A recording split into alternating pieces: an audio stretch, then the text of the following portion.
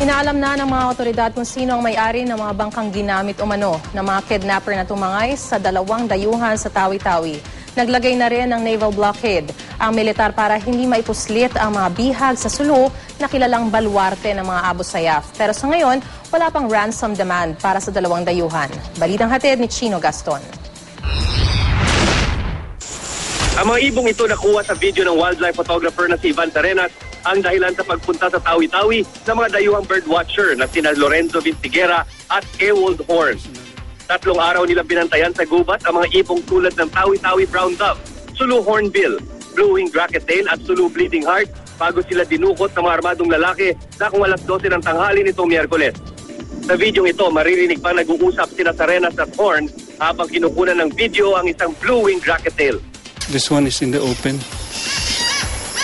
On the top of in the sunshine. Yeah.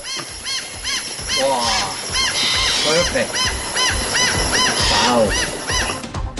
Nabawi ang video mula sa gamit ng mga birdwatchers na inabandon na at hindi pinagkainteresa ng mga suspect.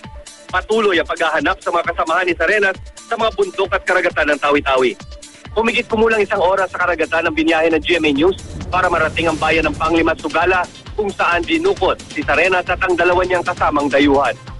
Nasa lugar pa ang bangkang unang ginamit sa mga suspect. Hindi naman masabi ng alkalde ng Panglimat Sugala kung taga-roon nga ang mga salarin. Hanapin lang po natin yung pag-usapan natin kung may makakilala sa mga tao niyan o may kamag-anak siya na dito. Usapin natin. Tapos sila ang utusan natin na kakausap sa mga tao niyan. Wala pang natatanggap na ransom demand para sa 2 dayuhan. Sa ngayon, nagpulong na ang Crisis Management Committee ng Tawi-Tawi para pag-usapan ng mga susunod na hakbang para malutas ang krisis na ito.